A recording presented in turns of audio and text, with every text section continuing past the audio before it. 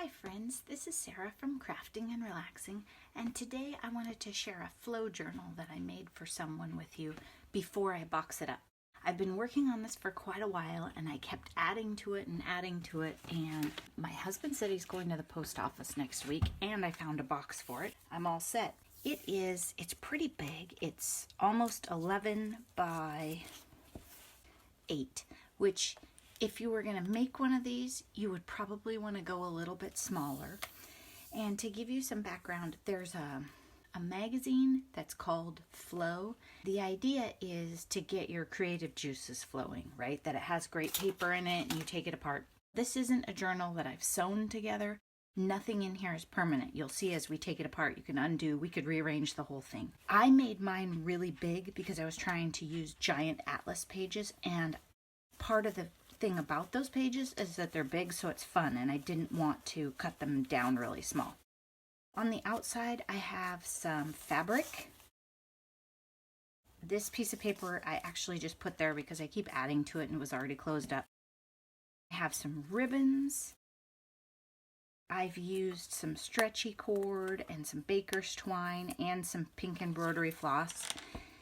And then I added some spool beads and a few flowery beads that they're not really my style, and I think they might be everybody's more girly than me pretty much, so I thought somebody else might like them more. I don't know how many beads, but 1 didn't seem like enough and 3 seemed good. This cover is from paint pouring. It's not glued down, it's not attached. It's a little bit rowdy, but if nothing else, I think somebody might like to use the teal parts of it. There's some pretty neat coloring in it and a little bit of texture. So it would also be fun to just go over the top of it with some watered down paint and maybe have some texture. I don't know. There's a lot of options here. Then I wanted to share washi tape, so I put some on playing cards and just wrapped them with a couple of washies. And then I put green masking tape and washi tape in here to hold them in. I don't know how well that's going to work, but we'll see. A couple different washi tapes here, and they're wrapped around. They should come off of there pretty well, I think. Normally you wouldn't clip it together, but these little clips are just so cute I couldn't resist. Then I've just layered. It's 2 signatures, so that means 2 groupings of pages, and the first one is tied with the black cord and the second one is embroidery floss. There's no rules, and remember, nothing, let me show you, nothing is attached, nothing is glued in. The plan is that you take it all apart. You could take it apart and make a junk journal out of the stuff you like. You could pick one piece of paper out of the whole thing and not like the rest of it and never use it. Whatever. It's just a fun way to share your supplies and inspire somebody else, because I've gone through and taken, like I have 4 of these and I put 1 in here. This is washi tape in a 6x6 sheet. This I took a section off of a roll. It's fabric. I don't know what you call it. Fabric washi tape maybe, but it's fabric and it's sticky on the back. So I guess it's not washi tape at all. And this is from paint pouring. It could be taken off. It could be used the way it is. It's gorgeous. Some pink, what do we call that? Rice paper, I think. And another really nice paper with black and green and gold. Oh, this pour is gorgeous. Can you see this? Here, let me hold this up for you.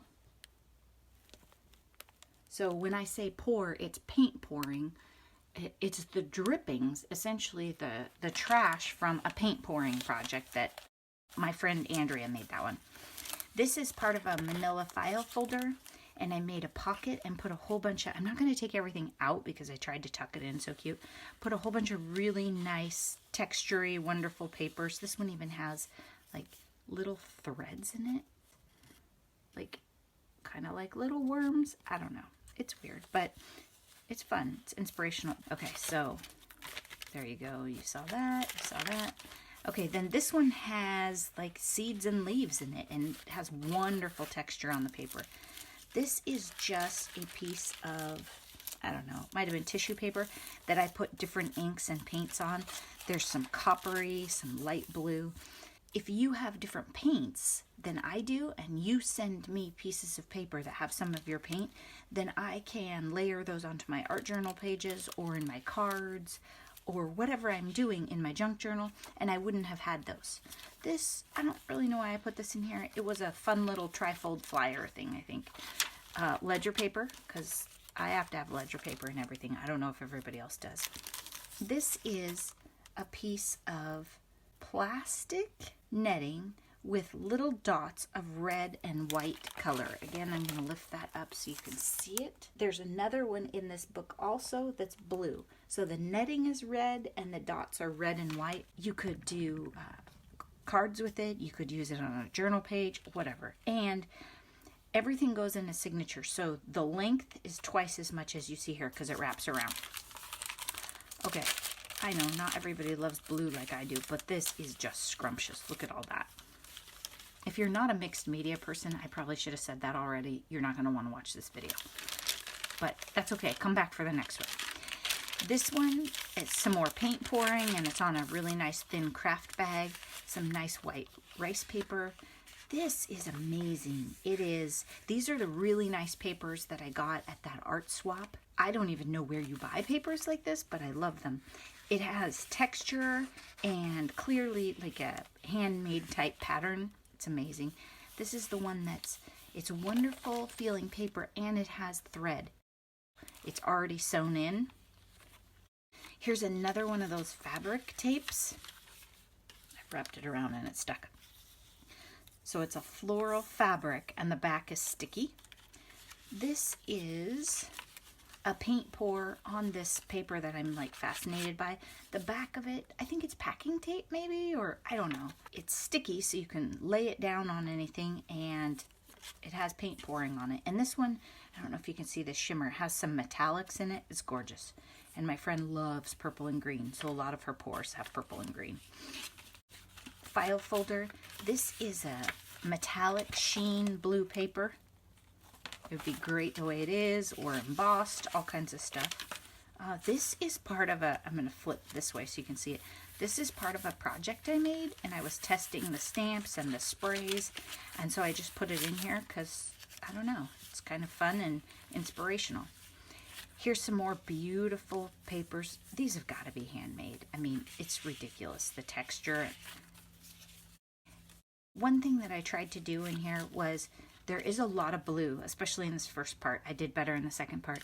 But I tried to, it's not color themed. It's not seasonal. It's not a style. It's a little bit of craziness in here. This is the other half of the signature, so I'm just going to flip through it pretty quick. I used a Happy Everything with archival ink right there. So that set, you could add water and it wouldn't move. But the signature itself is just the other side. Okay, so we have the other side of the signature, and then I'm just flipping through, and you can see here, that is those really luscious metallic paints made by Prima, I think, that I've played with in some videos. And the other half. Here I put a pocket, and I have some dictionary pages and some paper from pouring and printmaking, and part of a really old fun document, and the other half of that paint pour. It is amazing, and this one has amazing shine. Some of them don't. It depends on what paint it was or what was used as the mixer that day. Then just the other side, and we'll go into the next signature. So in the next signature, I have a bunch of atlas pages, and I tried to get not just map pages, but some have different tables. And can you hear this? Horrible sound, huh? I put clear gesso on some of them, so the recipient is going to know right away touching it if it has clear gesso. Some it's one side, some it's both sides. I was prepping a bunch of pages for myself, so I did these two. This is a file folder with some amazing purple and teal metallic paint, and then I used the pocket to put this tag in. Has a brad and I think some molding paste, and I don't know. You never know. It's a cute little UFO. Okay, then this is from a day of printmaking, the gel plate, and some really bright pink and blue and a stencil. So that's a fun one. This is the other half you'll see in a minute. So this page is super smooth. It doesn't have the clear gesso on it. And the clear gesso, what it would do is allow you to do a project on this page and keep the yellow and white showing through, it would preserve it, like seal it up. If you wanted it to show through, it wouldn't cover it up as much. So it gives you some more fun. This is a random piece that I put in here. I don't know what I was doing, but different inks, different colors. Here's another printmaking page. This is wrapping paper that I love. It's like paper birch kind of look. And again, one side has clear gesso on it. I was experimenting. This says Run Happy, and it just has blue and craft paper. I don't know if the person's a runner, but it's still kind of cute. I'm not going to run. This one is a map of the Soviet Union. Come on. I mean, that's just cool. Gotta have that. Here is the blue. So we're in the next signature, but we have a similar product. There's also some glitter in it, which I didn't notice so much the first time. But this one has blue and white and glitter. And honestly, I don't know what this is. I got this free at the art swap, but it's really cool. It's a roll of stuff with great texture.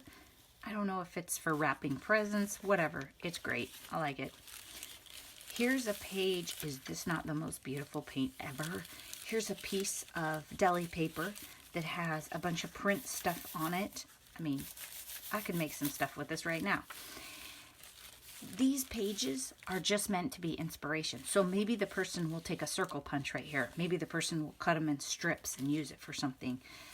Maybe the person only likes this little tiny splotch of red and teal, and that's okay as long as they got inspired, right? Here's some more ledger paper. Oh, this is great. This is the new book of etiquette, and this chapter is on correct dress. The bride and her trousseau. So those are just fun. Just had to put some of that in there. There's some other ones in this also. And then you come down the other side of the signature. So I'm just going to swoop through that. But look at that one. Oh my gosh. Super fast. Okay, here's the tree. You just saw like the bottom half. You didn't really see the tree. The rest of that print. Some more of that purple paint. This is more of a supply, not really a flow journal thing, but I just stuck it in here because I have tons of it. These are great for sprays to make a pattern. They're great for texture in paint or modeling paste, anything like that. And this one is a big one to go under a rug. There's the ones that are non-skid in the drawers. They all have different patterns. And since I have so much of this, I put it in here. Okay, this is an envelope for stuff I wanted to add. I didn't tape it in. I was going to, but I just decided not to. And it has some pink, bright pink on the outside that I put on there. Just funny stuff that didn't really fit in the book. Paint pours, the bottoms of the cups. You've probably seen it on some of my videos. I take scissors and I cut these out. I cut them flat. In some instances, I've turned them over and like I'll draw a star on the back and then cut it out and put stars. In some, I chopped them up and used them as color accents.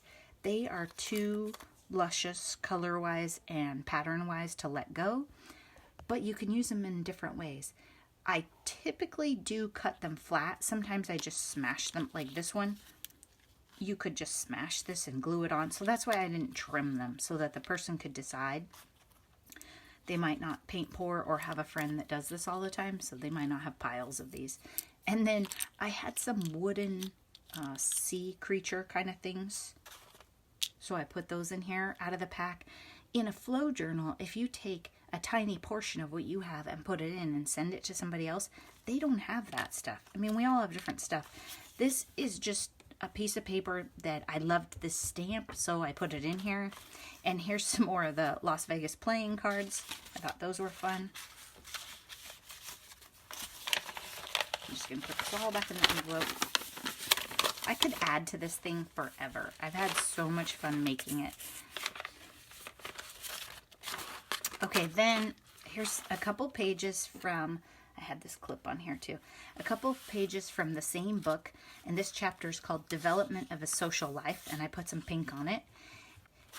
Then there's another page with Development of Social Life, and I just left it completely blank so the person can do whatever they want. So I think I showed you all the pockets, and I showed you the washi, so I think that's it. I hope you see something in here that was inspirational, because then the person probably will too. If this is an idea that you like, make one and get into a swap or send one to a friend.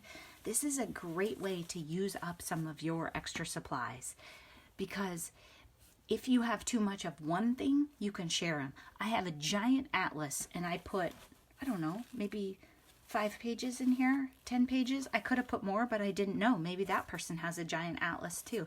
So I was trying to mix it up, and I also tried to put things in here that weren't basic. I didn't put, you know, blank sketch paper or anything like that. And these ribbons that I've used, they're all a little bit unusual. They're not really, well, except for the purple one. I just did that for color.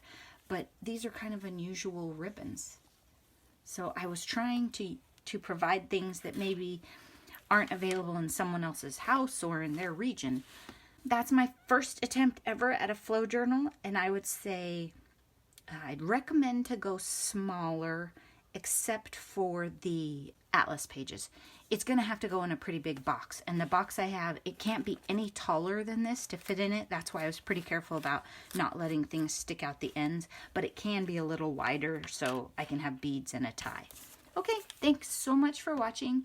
If you liked this video, give me a thumbs up and be sure to subscribe if you haven't yet. Bye-bye.